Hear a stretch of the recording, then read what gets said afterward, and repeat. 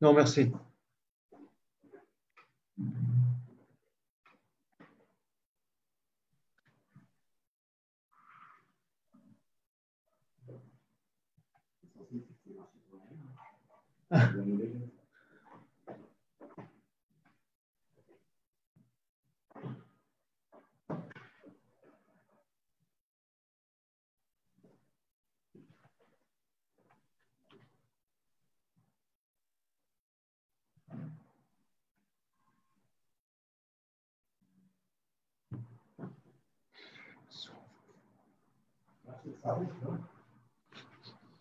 Non.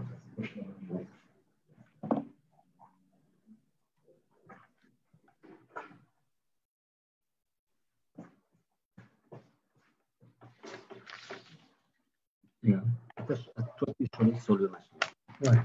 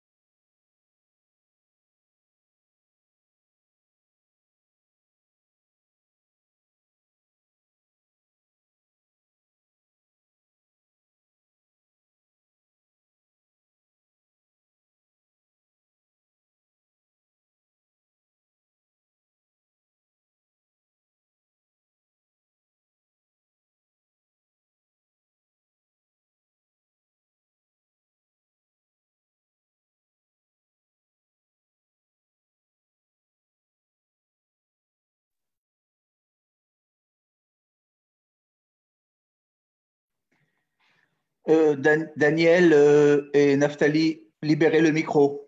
Ouvrez le micro. Merci. C'est bon? Très bien. C'est bon, c'est bon. Parfait. On va commencer dans 2 minutes.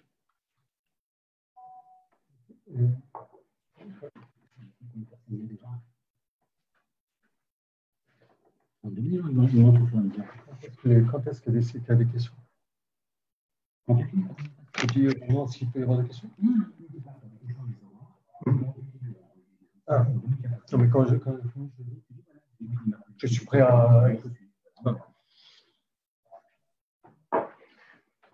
Bon, on est là pour intervenir. Ah oui, bien sûr. Si je vais vadouer ou quoi. Attends, maintenant tout le monde m'entend? Ouais. Tout le monde t'entend, oui. OK. OK. Bonsoir à tous. Erev Tov de Jérusalem.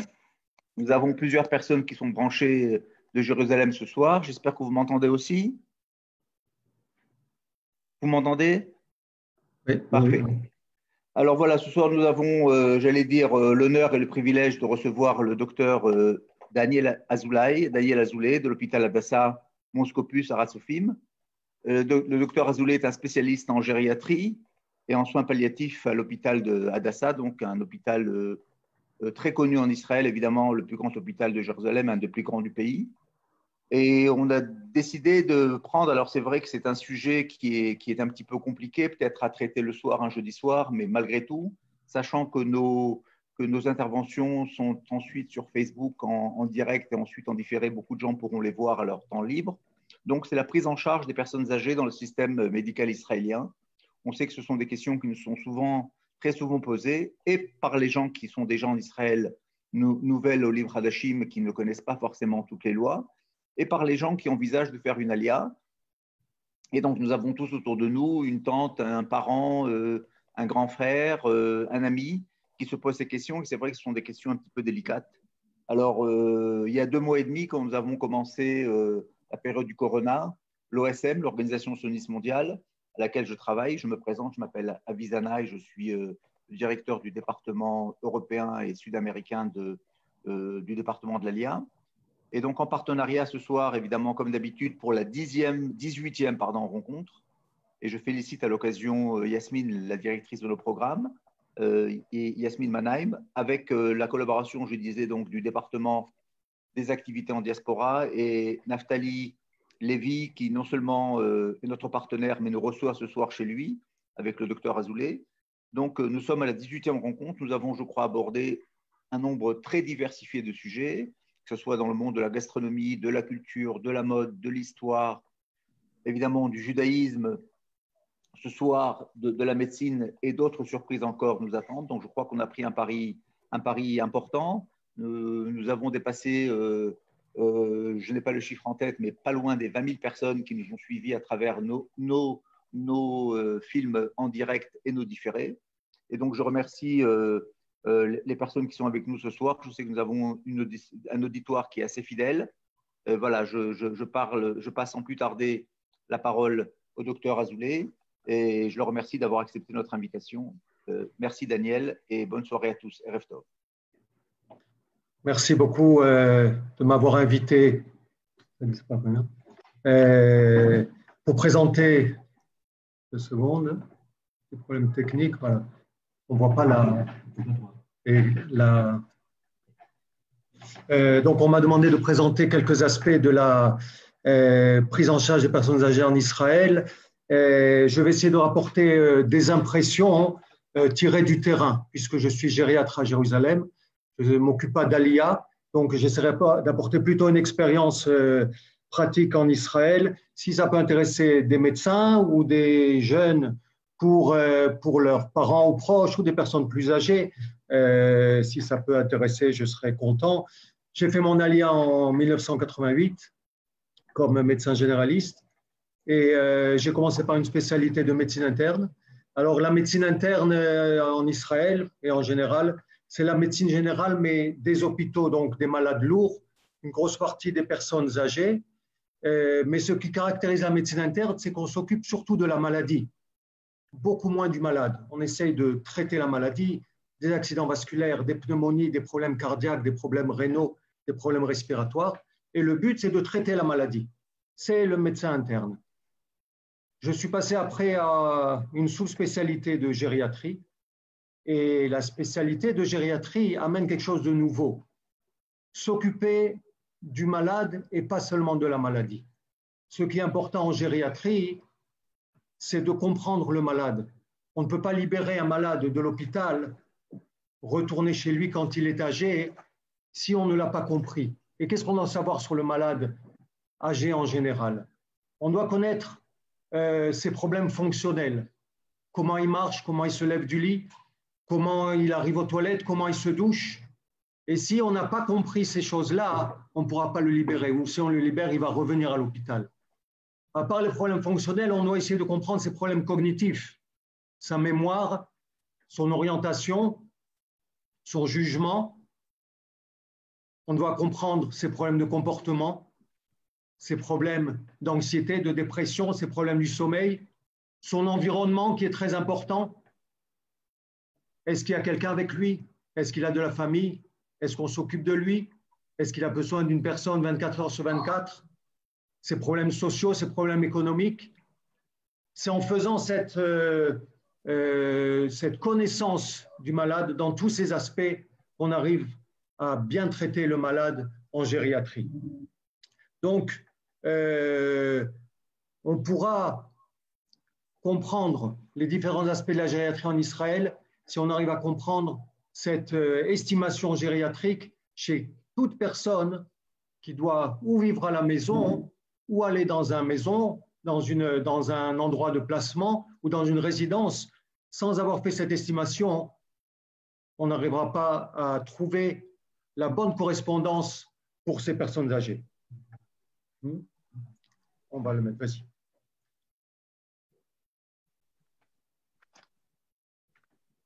On va essayer de mettre quelques diapositives si elles rentrent.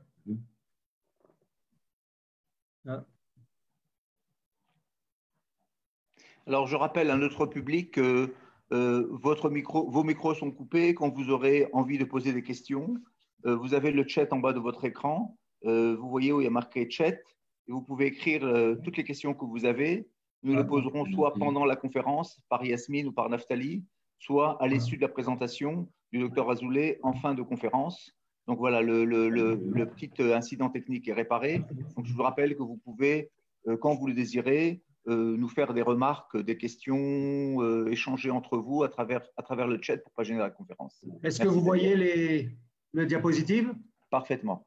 Très bien. Je voudrais juste dire, à côté de mes fonctions comme gériatre, je m'occupe ces 20 dernières années d'un service de soins palliatifs à Hadassah. C'est un aspect qui est important aussi, qui permet de s'occuper des malades qui sont en détresse avec une maladie importante ou en fin de vie. C'est un aspect qui est très important, pas seulement dans la gériatrie, mais aussi dans la gériatrie. S'il y a des questions aussi dans ce domaine, je serai content de répondre. Je finis juste une phrase. Je suis marié, 6 enfants, vous savez tout de moi. On va commencer maintenant avec la prise en charge des personnes âgées en Israël. Clique à droite ou à gauche. Non, il n'avance pas. Tu veux le faire avancer? Problème technique? Non, c'est pas. נפתלי. Ouais. תעבור לצורה של מצגת, תסתכל למטה ליד האחוזים שם, יש לך כזה צורה של אייקון של מסך ליד, ממש ליד, voilà. Très bien. Ok. La population en Israël est plus jeune qu'en France. Il y a environ 10% de personnes de plus de 65 ans en Israël, contre par exemple 17% en France, et on prévoit qu'en 2050, il n'y aura que 17% par rapport à 26% en France. Donc on a une population jeune, on a moins de malades âgés, et on doit essayer d'en s'occuper le mieux possible. Il faut dire aussi que l'espérance de vie en Israël est élevée, elle est de 82 ans. Ça prouve aussi la qualité du système médical en Israël. Elle correspond à tous les pays développés dans le monde, au moins dans la partie supérieure au niveau de l'espérance de vie. Alors, les personnes âgées, elles peuvent en majorité habiter à la maison en étant autonome ou avec une certaine difficulté, mais pas très importante. Mais il y a aussi beaucoup de personnes qui ont une difficulté dans l'autonomie et qui ont besoin de beaucoup d'aide à la maison. Et il y a bien sûr un certain pourcentage qui a besoin de placement ou d'endroits dont on va s'occuper. On va en parler maintenant des différentes possibilités qui existent en Israël ou à la maison ou dans certains endroits où les personnes pourront arriver. Ce qui est important dans le système de santé israélien, c'est de comprendre, pour ceux qui ne connaissent pas, qu'il y a une loi nationale sur l'assurance maladie, à savoir que le droit de service, le droit du service de santé de base donne un service médical pour toute la population. Il y a un droit à couverture médicale pour tout le monde, grâce au Bitoire Leumi, qui est l'équivalent un peu de la sécurité sociale, qui s'occupe de distribuer les différentes allocations, si c'est les allocations vieillesse, mais aussi allocations familiales, chômage, invalidité, et s'occupe aussi d'un panier de santé, ce qu'on appelle le Sal Habriout, qui chaque année permet de savoir ce que le gouvernement va pouvoir proposer comme service de prestation de soins de médicaments, qui va être subventionné par l'État et qui va être donné, si vous voulez, au Kupot Cholim. Ce sont les caisses d'assurance maladie où chaque personne va devoir choisir une caisse de maladie, une Kupot Cholim, à son choix. Il y en a 4 en Israël. La plus importante, c'est la Clalit, c'est plus de la moitié des assurés. Maccabi, Meochedet et Leumit. Chaque personne devra choisir une Kupot Cholim et là-bas, il recevra les soins qui sont subventionnés par le gouvernement. Alors, ces soins, pour chaque personne, on a droit à des visites médicales de généralistes et de spécialistes. On a droit aux médicaments, on a droit aux soins, on a droit au laboratoire, on a droit aux hospitalisations aiguës qui sont subventionnées complètement par le gouvernement, avec bien entendu une cotisation de chaque personne. Il existe certains services médicaux qui ne sont pas dans ce panier de santé, mais on pourra les acquérir en payant une complémentaire. Ça existe aussi en France et ici, on pourra avoir aussi des complémentaires. Comment j'avance là? J'espère. Voilà. Alors, on va parler des différentes possibilités de maisons de retraite en Israël ou d'endroits où les personnes âgées qui décideront de ne pas rester à la maison ou qui ne pourront plus rester à la maison pourront choisir en fonction de l'estimation gériatrique qu'ils auront eue. C'est très important. Cette estimation gériatrique existe dans toutes les Kupot Cholim. Elle permet de faire un bilan de l'état fonctionnel, de l'état cognitif, de l'état émotif, de l'état social, économique, afin de décider dans quel endroit sera le plus adapté pour cette personne. Alors, pour les personnes autonomes, complètement, ça veut dire qu'ils peuvent se déplacer, manger, se doucher, sortir. Il y a ce qu'on appelle les maisons de retraite pour les Hatzmaïm, pour les autonomes. Les gens choisissent leur maison en fonction de leurs possibilités financières. Les chiffres qui sont ici, ce sont juste des exemples. Ça peut aller de 8 000 à 20 000 et 30 000 shekels selon la qualité de la prestation, selon l'endroit. Il y a des maisons de luxe, il y a des maisons plus modestes. L'État, le gouvernement peut participer en fonction de l'état financier des personnes. Donc, c'est la première possibilité. La personne qui est indépendante, mais ne veut pas rester à la maison, pour être dans un endroit, en général, c'est des chambres de 2. Tous les repas sont pris, bien entendu, en charge. Il y a des activités et les gens sont libres de sortir, de revenir. On parle de maisons de retraite pour les autonomes. Il y a aussi une personne âgée qui commence à avoir des difficultés, mais qui a quand même encore certaines possibilités.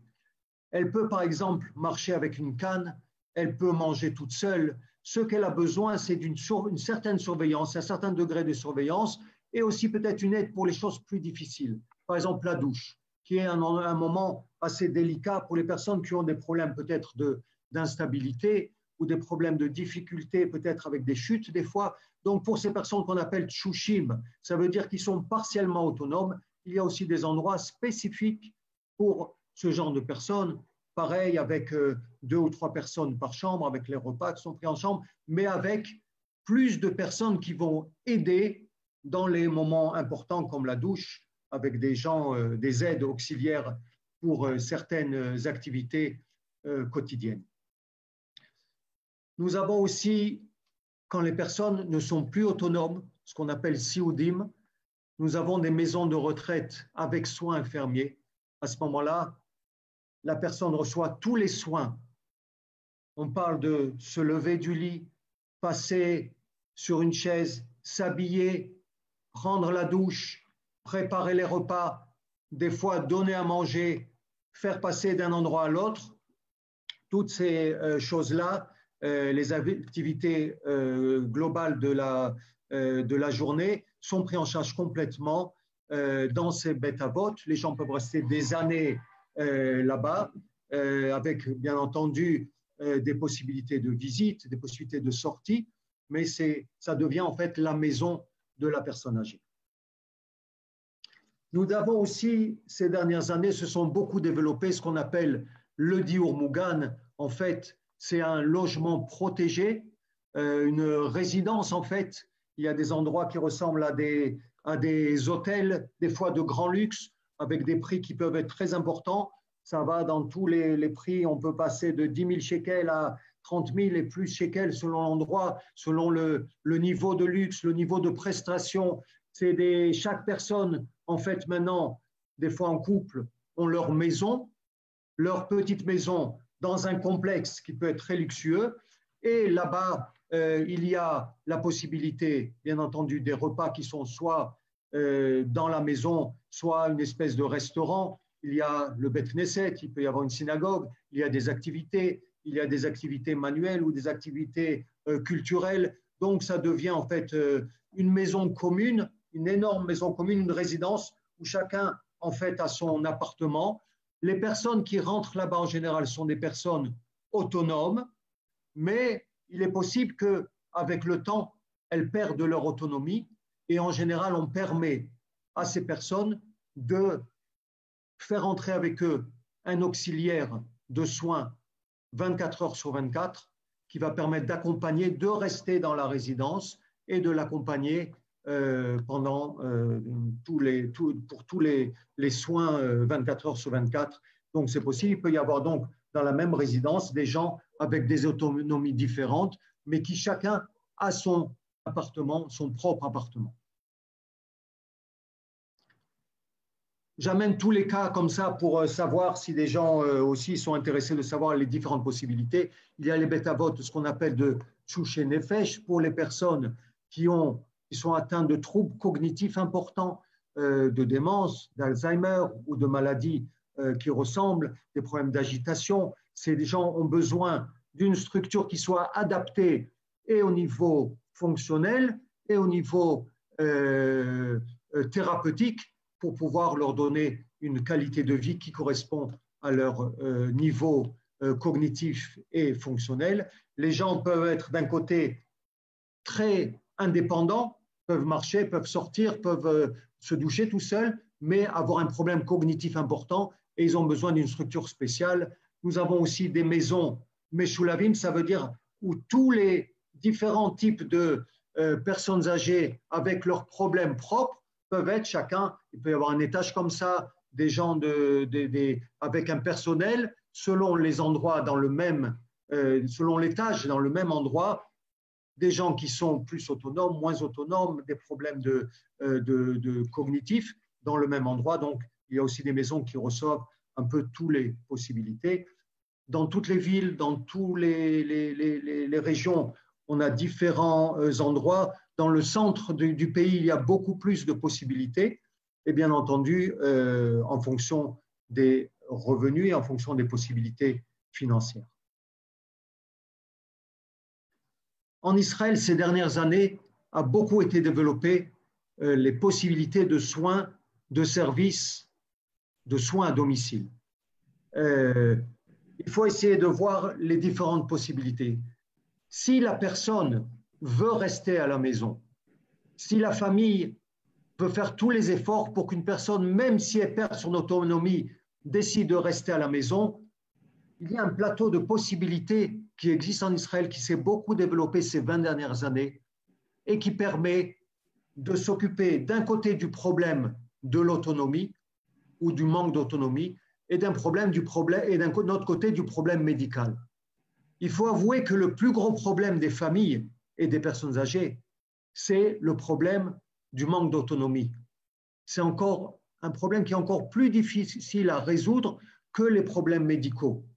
Alors, je m'explique.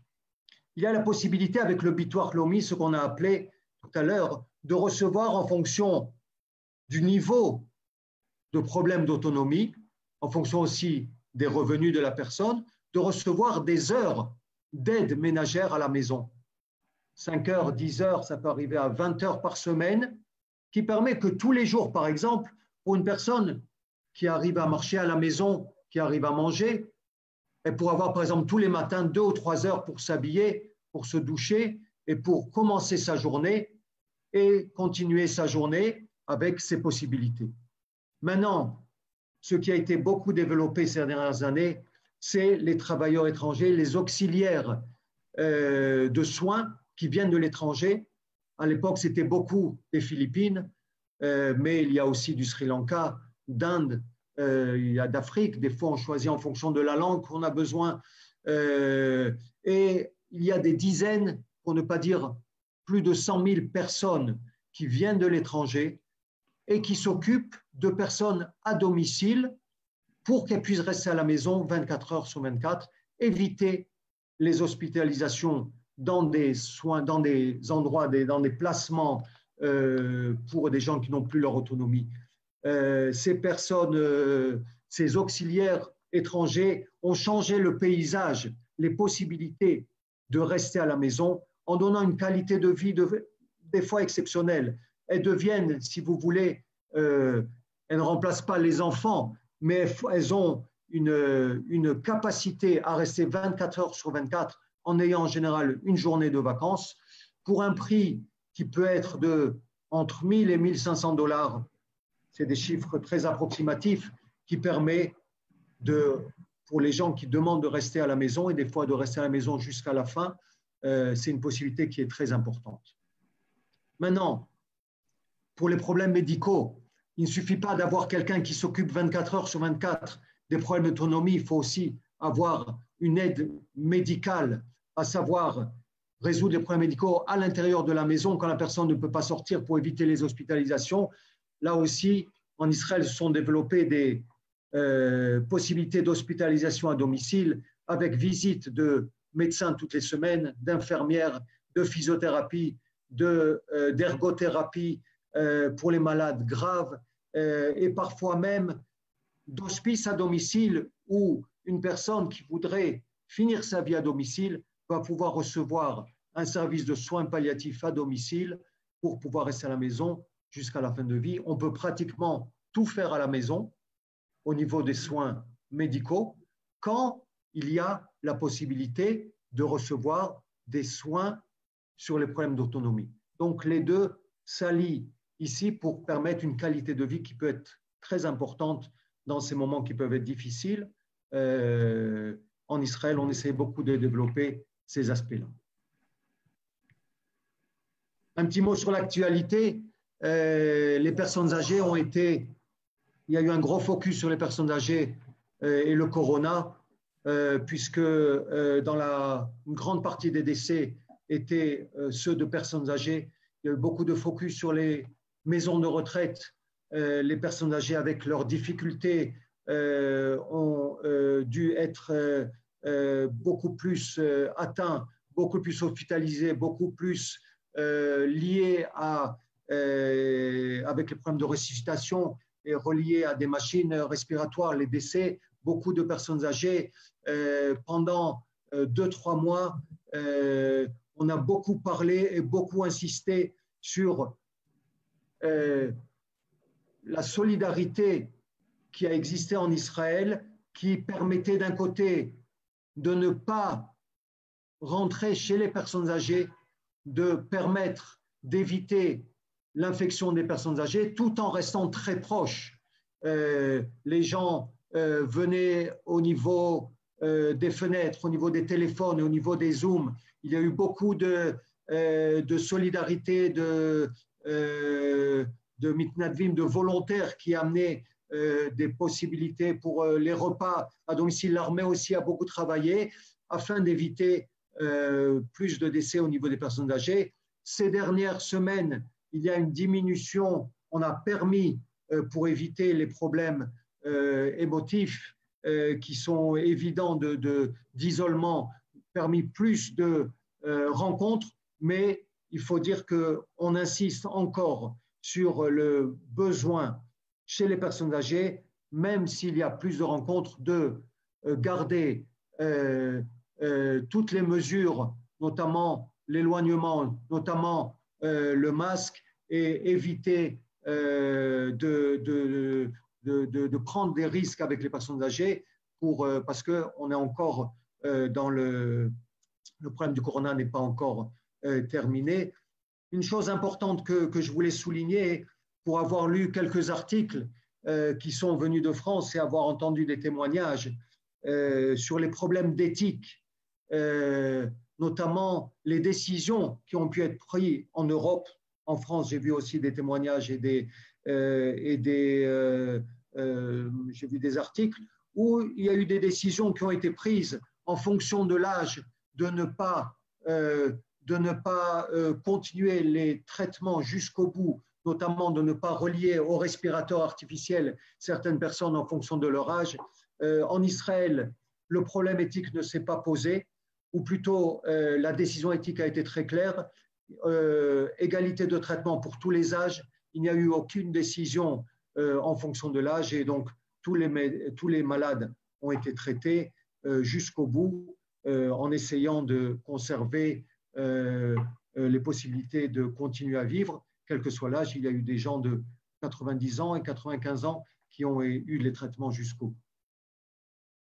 On va conclure avec peut-être en disant que le système de santé en Israël est bon parce qu'il permet à tout le monde de le recevoir. Il y a une égalité au niveau, par exemple, financier, au niveau social, bien qu'il y a une différence entre le centre du pays, Tel Aviv, Jérusalem, les grandes villes, et la périphérie, où il y a peut-être plus de difficultés d'avoir des visites de médecins spécialistes ou certains types de traitements plus compliqués. Donc, c'est une chose qu'il faut savoir aussi pour ceux qui font leur aliyah, qui ont peut-être des problèmes médicaux importants, savoir aussi choisir notamment sa copatrolyme. Quel copatrolyme je vais prendre en fonction, est-ce que le centre est à côté de la maison? Est-ce qu'il y a des escaliers? Est-ce que le médecin sympathique, c'est toujours préférable, mais surtout abordable? Est-ce que je pourrais avoir des visites à domicile? Donc, c'est important de bien choisir quand on arrive en Israël ou avant d'arriver en Israël, choisir où je vais arriver, quel copatrolyme je vais prendre, quel centre je vais choisir,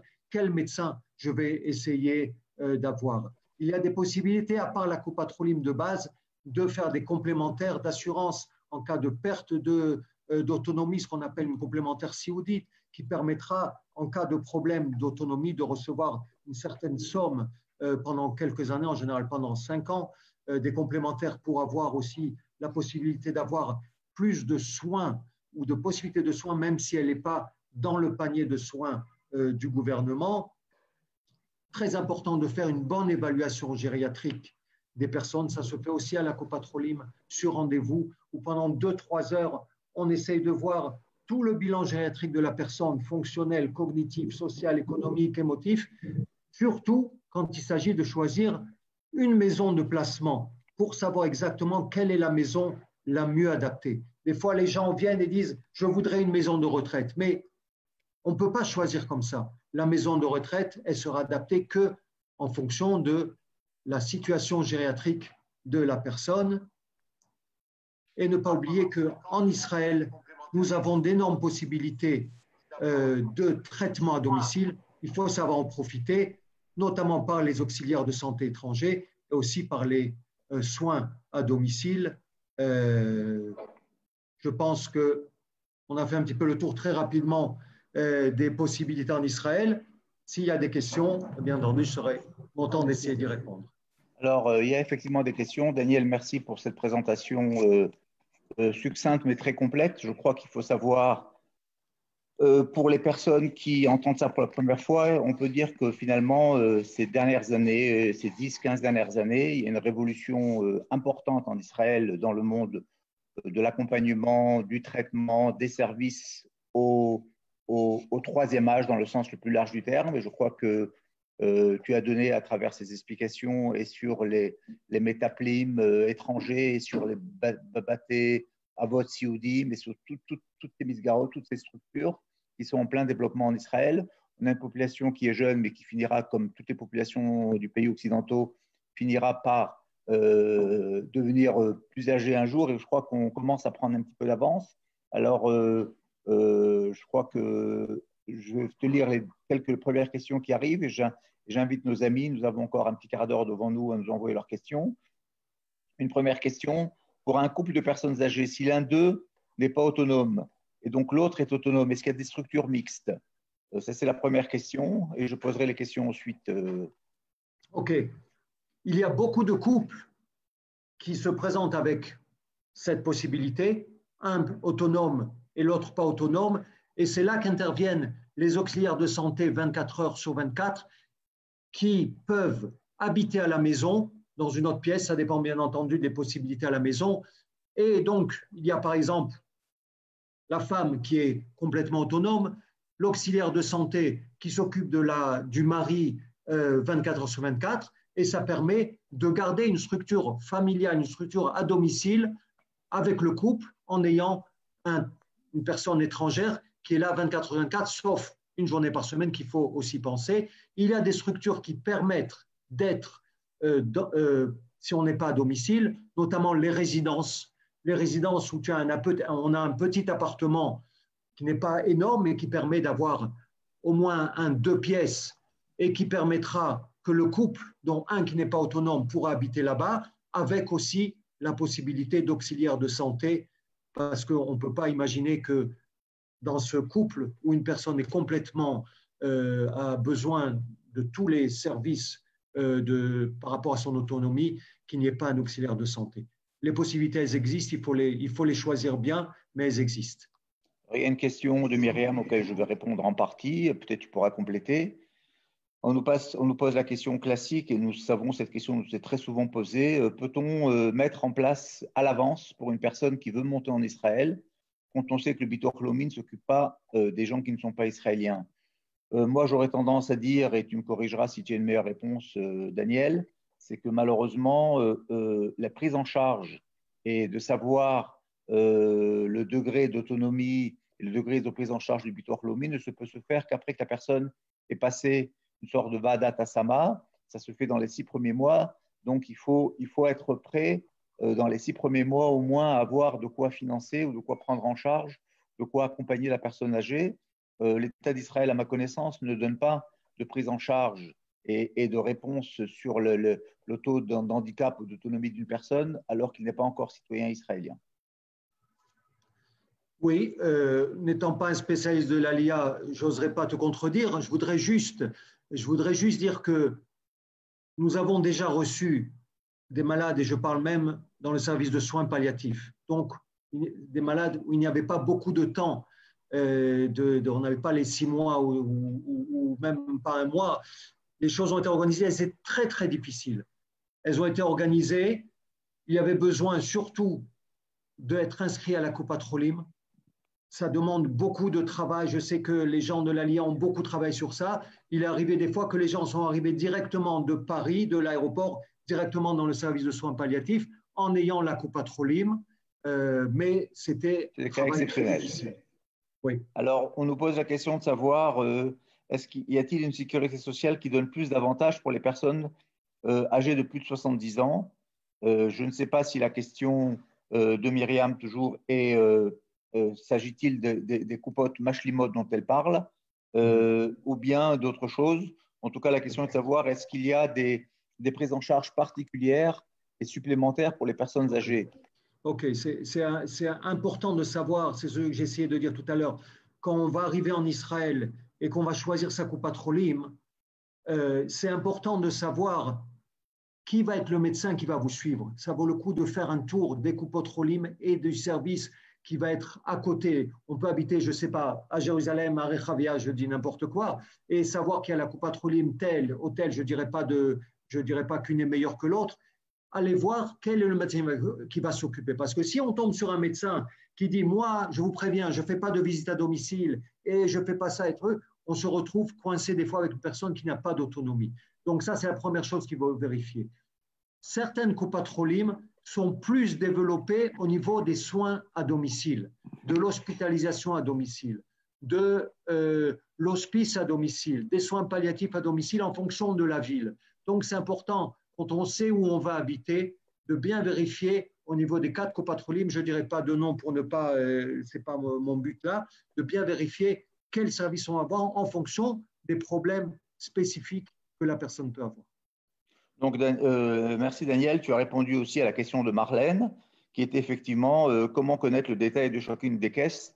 Donc, voilà, la réponse du docteur Azoulay est très simple.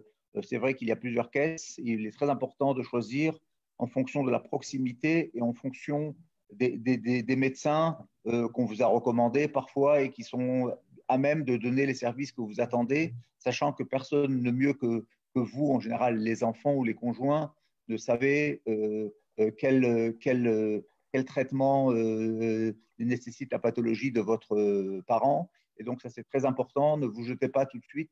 Il y a encore une fois la possibilité, effectivement, et en Israël, on a beaucoup évolué là-dessus, tous les 6 mois, de pouvoir passer d'une caisse à l'autre. Ce n'est pas quelque chose que je conseille tellement aux personnes âgées, même si cette option existe. On peut parfois ne pas être satisfait ou avoir fait un mauvais choix. Donc, c'est tout à fait récupérable.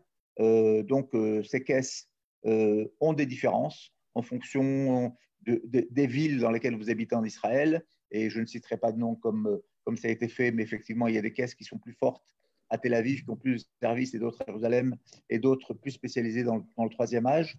Donc, c'est un choix que vos amis, que vos proches, que vous-même, en fonction de la connaissance de la pathologie et du quartier dans lequel vous allez habiter, qui allez pouvoir mieux choisir. D'autres questions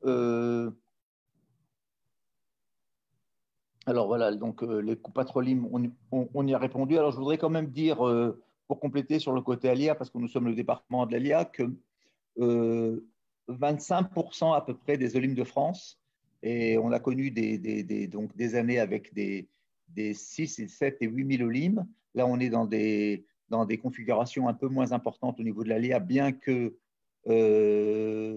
toutes les pronostics, toutes les statistiques parlent d'une nouvelle vague d'Alia à partir de l'année 2021, suite aux chamboulements généraux qu'on vit actuellement dans nos différents pays, que ce soit en France, d'ailleurs, aux États-Unis ou ailleurs. On parle aujourd'hui environ d'une augmentation de 400%, c'est-à-dire de 4 fois plus de dossiers qui sont ouverts dans les bureaux de l'agent juive.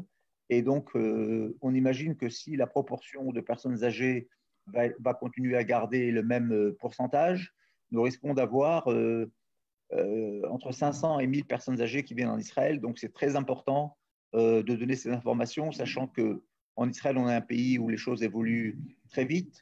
On est un pays où, effectivement, on a un problème avec la langue, bien qu'il y ait un effort énorme qui est fait. Vous voyez qu'aujourd'hui, nous avons aussi des spécialistes dans les différents domaines qui sont parfaitement francophones, des Olim même de France et qui sont dans les différents domaines. Et donc, on peut se préparer beaucoup mieux. Il y a énormément d'informations qui circulent. Il faut essayer autant que possible de passer par un spécialiste. Comme nous avons vu que le docteur Azoulay lui-même, gériatre, spécialisé en milieu hospitalier avec l'accompagnement de personnes âgées. Donc, c'est très important. C'est pour ça que nous avons voulu vous ouvrir un petit peu cette fenêtre parce que c'est un sujet. On aurait pu évidemment faire une soirée cuisine ou mode, ça aurait été beaucoup plus sympathique pour Israël. Pas avec moi. Voilà, pas avec toi. Donc je crois que c'est très important de relayer ces informations parce que très souvent, les gens se plaignent, et surtout les personnes âgées qui ne sont pas toujours faciles à joindre par les nouveaux médias et par Zoom et par Facebook, etc. Donc, auraient pu être et devraient être plus nombreux à nous écouter. J'espère que leur information sera retransmise. Ce qu'on nous reproche très souvent, je disais, c'est de ne pas apporter suffisamment en amont ces informations qui sont primordiales, qui sont vitales, j'allais dire, pour la plupart de ces gens. Et donc voilà, c'est l'effort qu'on a voulu essayer de faire vers vous ce soir. La question qu'on nous pose, je ne sais pas si on est capable d'y répondre. Les complémentaires, les mashlimot acceptent-elles-ils tout le monde, quel qu'en soit l'âge? Oui, tout le monde peut l'avoir, mais en fonction de l'âge, les prix sont différents. Par exemple, pour la COD, la complémentaire qui permet de recevoir pendant 5 ans une certaine somme qui peut être de 3 ou 4 000 shekels par mois en cas de perte de plusieurs fonctions fonctionnelles après une évaluation gériatrique. Donc, on peut s'inscrire à cette complémentaire, mais quand on a 10 ans ou 15 ans, elle est gratuite, cette complémentaire. Et à partir de 18 ans, au fur et à mesure qu'on avance dans l'âge, la complémentaire, la cotisation mensuelle devient de plus en plus chère. Et c'est c'est assez logique, mais normalement, tout le monde peut avoir cette complémentaire. Ok, donc ceci dit, non, juste pour préciser, il y a certaines assurances pour les gens qui n'auront pas d'autonomie, où si le dossier médical est trop lourd, c'est possible qu'elle sera refusée. Donc, en fonction des différentes assurances qui sont soit de la copatroline, soit des assurances privées, il y a d'abord un dossier qui se fait. Il peut y avoir un refus de dossier si la personne est trop lourde, une personne qui arriverait déjà avec un problème de perte d'autonomie complète, il y a des chances que la personne ne soit pas acceptée. Donc, c'est un dossier à faire, à présenter. Je voudrais compléter une information et passer à la question d'après. C'est très important que chacun d'entre nous sache que l'État d'Israël, dans le cadre des aides aux nouveaux immigrants, donne une prise en charge gratuite pour l'assurance médicale de base les 6 premiers mois de l'arrivée en Israël, à partir du moment où la personne atterrit à l'aéroport.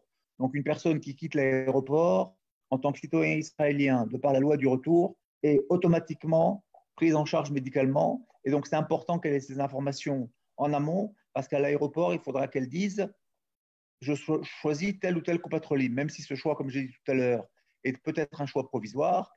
Il est très important que vous sachiez qu'il n'y a pas de temps mort à partir du moment où la personne atterrit à l'aéroport et qu'elle reçoit sa carte de nouvel immigrant. Elle reçoit par là même directement sa prise en charge gratuite pour 6 mois de copatroline dans la copatroline de son choix.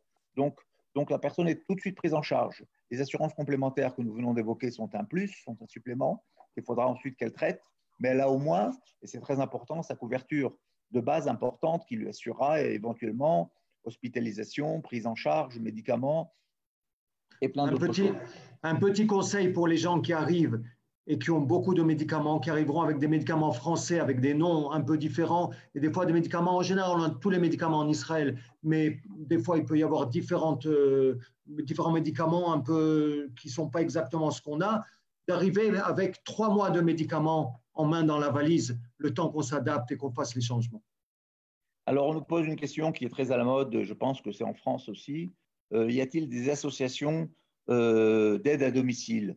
Effectivement, la plupart des aides à domicile en dehors, quel que soit d'ailleurs que vous choisissez une personne, un travailleur étranger ou autre chose, sont très souvent gérées par des associations loi 1901 qui proposent leurs services, qui ont des assistantes sociales, qui vous accompagnent, qui ont souvent des départements francophones et qui vous aideront éventuellement à trouver aussi cette personne qui va être soit une personne à temps plein à la maison, soit une personne à temps partiel, qui parle français dans la mesure du possible. Ça existe. C'est plus difficile parce que, comme l'a précisé le docteur Azoulay, les gens viennent en général du Népal ou d'autres pays, mais on trouve aussi aujourd'hui des travailleurs étrangers qui viennent de Moldavie et d'autres pays européens avec un petit français qui baragouine, ou parfois même, nous trouvons parmi les immigrants eux-mêmes des personnes qui, à un certain âge, ont du temps de libre et veulent compléter leur fin de mois et qui acceptent soit des personnes de compagnie, soit des personnes à domicile. Donc pour ça, il y a effectivement, et encore une fois, on ne veut pas donner de nom aujourd'hui pour ne pas vous influencer. Vous cherchez sur Internet, vous allez trouver un certain nombre d'associations avec des départements francophones qui vont pouvoir vous donner le maximum d'informations sur ce genre de service.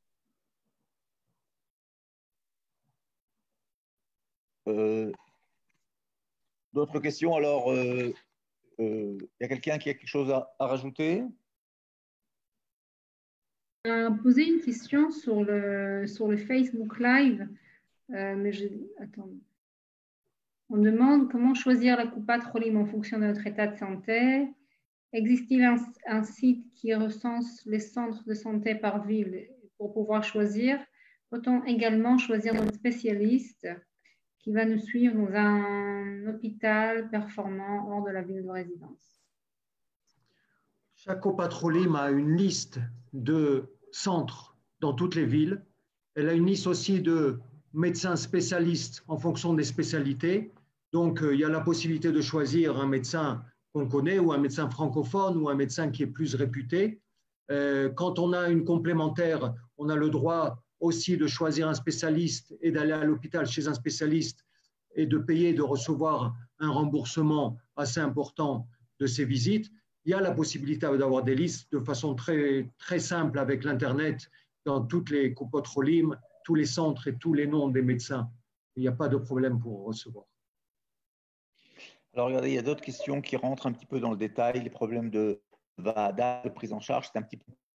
On ne voudrait pas être fastidieux au niveau du public. Effectivement, on parle de deux publics différents. Il y a le public des personnes qui sont déjà en Israël et qui ont déjà une Coupat Cholim, qui ont déjà prise en charge et qui peuvent donc passer d'une Coupat Cholim à l'autre, ajouter une caisse complémentaire, prendre un bitoire Sioudi, etc. Donc, effectivement, la personne qui est plus ancienne dans le pays a plus de chances d'avoir accumulé un certain nombre de prestations qu'il a souvent payées un certain nombre d'années, donc malgré tout, va avoir un accès plus facile à ces services. Et comme l'a dit le docteur Azelouet tout à l'heure, une personne qui est nouvelle immigrant, donc on le dit, je le répète, a une prise en charge automatique pour les 6 mois. Effectivement, dans la mesure où elle présente des pathologies qui sont graves et qui nécessitent des prises en charge avec des personnes à domicile, avec un certain nombre de soins, je ne dis pas qu'on ne veut pas lutter, il faut le plus rapidement possible faire une demande, une prise en charge au bitoire Lomi si on veut que ces soins soient pris en charge par l'État. Rien n'empêche la personne, dans un premier temps, si ce sont des soins particuliers qui ne sont pas des soins vitaux, j'allais dire, hein, parce que si la personne a un problème et doit aller à l'hôpital, elle sera prise en charge à l'hôpital. On parle par exemple d'avoir un métapel, d'avoir une personne à domicile. Effectivement, ce n'est pas accordé ni en une semaine ni en 10 jours. Il faut quand même qu'une assistance sociale vienne au domicile, remplisse des documents, ça passe en commission et on peut faire en sorte que ça soit le plus vite possible. Et ça, c'est vrai que certaines associations peuvent aider pour que cette démarche aboutisse le plus rapidement possible. Donc voilà, il faut savoir qu'il y a quand même un certain temps de battement pour ces prestations supplémentaires. Et je crois qu'aujourd'hui, de plus en plus, l'entrée des services privés, la compétition entre les caisses de maladie, les assurances complémentaires, la prise de conscience les visites à domicile des médecins, tous ces services qui peut-être en France, venant d'un pays où la médecine libérale est très, très développée. Pour Israël, ça a été quelque part, je ne veux pas dire une révolution, mais une évolution qui a fait un certain temps et qui aujourd'hui, avec les visites, évidemment, parfois besoin, ce qu'on appelle les consultations hybrides, soit par Internet, soit par téléphone, etc. Donc, il y a aujourd'hui une évolution qui est très importante et qui permet de répondre, encore une fois, je sais que surtout pour les personnes âgées, on va toujours avoir tendance à comparer aux services que nous avions à l'étranger, surtout pour les nouveaux immigrants. Ça ne sera pas toujours comparable, parce qu'on a des habitudes, surtout si on est une personne qui a son médecin traitant depuis 20 ou 30 ans. Donc, ça demandera un effort, ça demande une adaptation, ça demande de se faire accompagner. Mais l'avantage aujourd'hui, c'est qu'effectivement, il y a de plus en plus de possibilités, soit au niveau associatif, soit au niveau médical, d'avoir une écoute. En français, vous allez faire aujourd'hui les numéros de téléphone des différentes caisses de maladie. Vous allez pouvoir appuyer sur le bouton numéro 4 et avoir les services en français, chose qui n'existait pas il y a quelques années. Vous allez pouvoir vous faire accompagner chez les médecins. Vous allez pouvoir même, dans certains cas, si votre médecin ne parle pas la langue, ce n'est pas toujours accessible, mais ça existe, demander la possibilité d'avoir une traduction. Ça peut être soit par téléphone, soit par une personne physique. Donc, encore une fois, il y a des grands progrès qui sont faits pour une accessibilité plus facile aux personnes âgées. Et je crois que c'est un atout qui est important. Et en général, c'est souvent dans le cas d'un regroupement familial, parce que les enfants sont déjà ici, les petits-enfants sont déjà ici. Donc, si on doit faire cette étape, autant la faire d'abord en meilleure santé, chez Nivorim, comme on dit en hébreu, mais si on doit la faire aussi avec un état médical qui nécessite un accompagnement, je pense qu'on peut aujourd'hui être beaucoup plus rassuré sur le niveau de la médecine et des prestations en Israël. Voilà, je crois qu'il nous reste à remercier le docteur Azoulay d'avoir pris de son temps. Ce n'est pas évident parce qu'il y a beaucoup de pression dans le travail aujourd'hui en milieu hospitalier avec tout ce qui se passe, avec la reprise, parce que longtemps le milieu hospitalier a été mis en sourdine, tout était sur le corona. Aujourd'hui, les gens reviennent en consultation, donc j'imagine qu'il y a beaucoup plus de travail. Et en Israël, on est à la veille de Shabbat, beaucoup plus qu'en France, parce que notre Shabbat commence demain matin. Voilà, donc je vous souhaite à tous un Shabbat Shalom. Je remercie nos partenaires Naftali Lévy et notre organisatrice Yasmine de nous avoir proposé cette 18e rencontre. Et nous allons continuer d'ailleurs, dès la semaine prochaine, vous allez recevoir sur votre boîte mail l'invitation à une rencontre un peu plus ludique, comme je l'avais dit tout à l'heure sur le thème de la pâtisserie. Voilà, Shabbat Shalom et merci encore au docteur Daniel Azoulay. Kol Tov. Bye, Shabbat Shalom.